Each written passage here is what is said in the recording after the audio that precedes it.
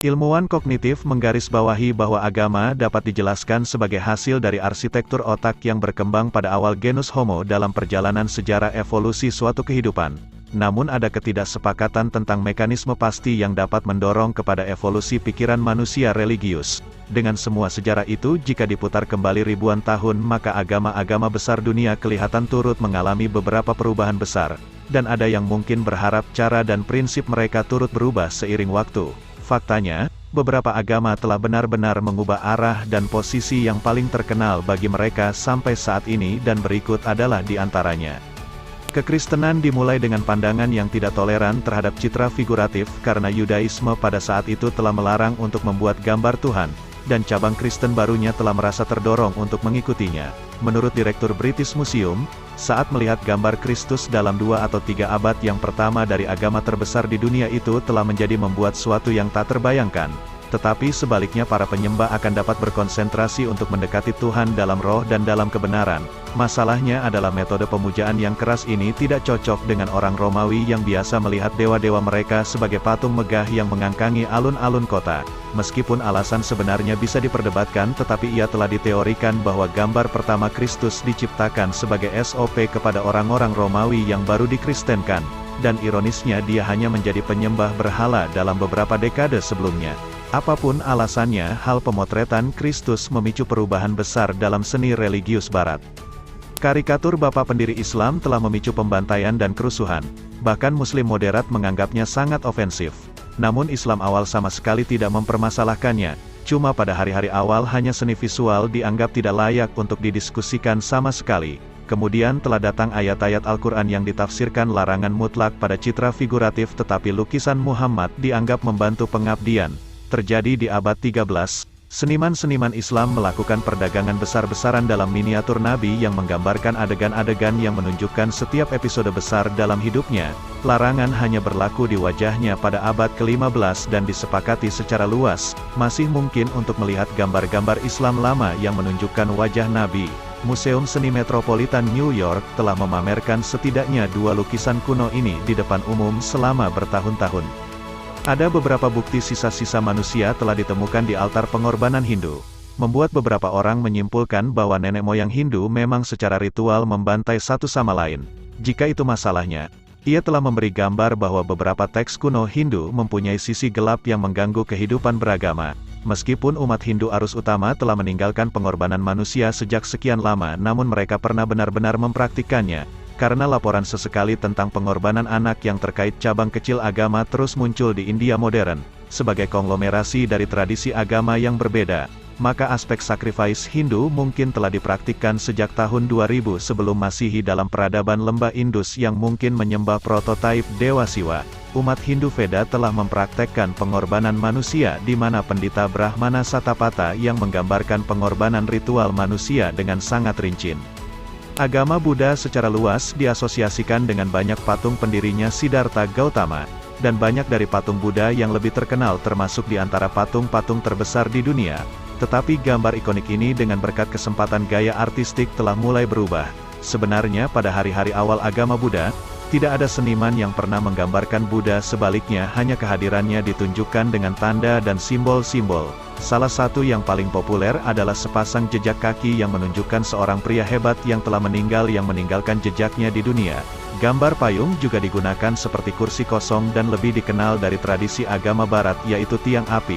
Larangan menggambar Buddha ini tetap berlaku selama berabad-abad, di mana kemudian antara abad pertama dan ketiga banyak seni religi di wilayah tersebut mengalami transformasi total. Tetapi secara tiba-tiba gambar Buddha mulai bermunculan di mana-mana dan mengarah ke versi yang kita semua kenal sekarang. Versi Kristus yang berambut panjang dan berjenggot begitu populer sehingga muncul di mana-mana mulai dari Vatikan hingga gereja-gereja terpencil di Patagonia.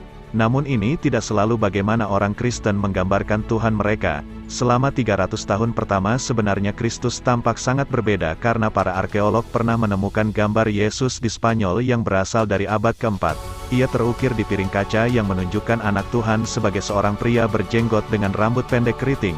Mengenakan toga filsuf, Petrus dan Paulus digambarkan bersamanya dengan kekurangan rambut wajah yang serupa.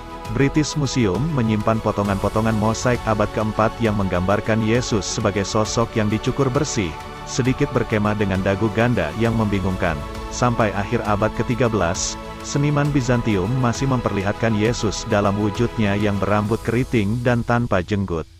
Al-Quran tidak pernah menyebutkan burka, tetapi wanita Muslim pada awalnya telah menganggap hal itu adalah gila untuk bersembunyi. Pada hari-hari awal Islam, wanita dianggap sebagai bagian penting dari komunitas keagamaan dan dengan sedemikian rupa membuat Muhammad sendiri mempercayai mereka dengan rahasia-rahasia penting.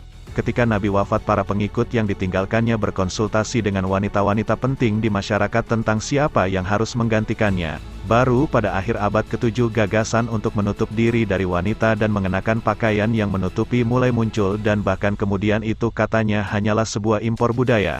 Ketika tentara Muhammad memasuki Persia, mereka menaklukkan sebuah komunitas yang wanitanya telah mengenakan cadar selama bertahun-tahun, tetapi alih-alih membasmi praktik tersebut, para khalifah yang baru hanya mengintegrasikannya ke dalam budaya mereka sendiri hingga jilbab menjadi identik dengan Islam itu sendiri. Aborsi mungkin menjadi topik terpanas di Amerika modern ketika setengah abad terakhir banyak kelompok hak-hak perempuan telah berselisih dengan orang-orang Kristen konservatif. Itu mengenai kapan dan apakah aborsi boleh dilakukan secara legal, tetapi dalam agama Kristen sendiri di mana moralitas aborsi selalu diperebutkan. Gereja awal telah meminjam ide-ide ini dari teori Yunani klasik yang mengarah ke pertempuran jangka panjang ketika janin sudah menjadi benar-benar dijiwai. Di berbagai waktu, ia dianggap baik untuk menggugurkan janin yang tidak berjiwa dan hal yang sama sekali tidak bermoral untuk dilakukan. Baru pada tahun 1917 Gereja Katolik dengan tegas mengkodifikasikan pendiriannya tentang aborsi hingga memicu perdebatan yang telah berkecamuk selama berabad-abad. Tetapi ia jauh dari pandangan tradisional konservatif atau liberal tentang aborsi. Ia membayangkan bahwa kekristenan tidak pernah menjadi sesuatu yang memiliki perasaan campur aduk atau ide yang bertentangan tentang sesuatu atau pilihan seseorang. Banyak negara Islam modern memiliki masalah serius dengan ateisme, dan banyak negara memiliki undang-undang yang dapat digunakan untuk mengeksekusi orang-orang yang secara terbuka mengakui ateisme mereka. Dan di Indonesia sebelumnya telah menggunakan undang-undang hasutan agama untuk memenjarakan siapa yang berani mengaku sebagai ateis. Jika kembali ke zaman keemasan Islam, maka akan dapat menemukan sebuah agama yang membanggakan kebebasan berpikir setiap masyarakat dan publik. Ketika itu dunia Muslim telah lama memiliki tradisi yang mengolok-olok nabinya sendiri, sehingga muncul seorang yang sanggup memulai kampanye pro-ateisme. Peristiwa sengit tersebut menjadikannya dicap sebagai Richard Dawkins era Abbasiyah.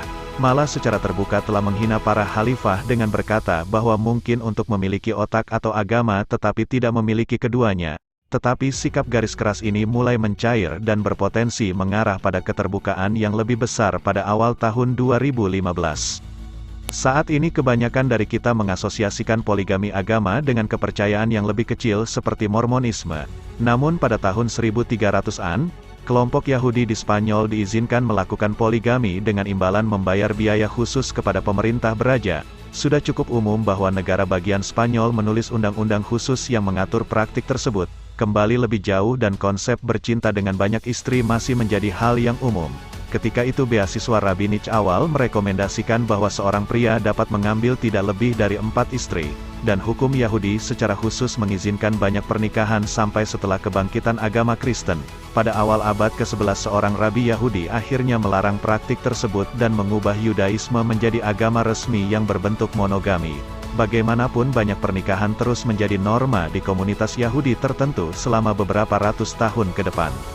Minuman beralkohol telah dilarang hanya pada tahun keempat Hijrah ketika peristiwa migrasi Muslim dari Mekah ke Madinah.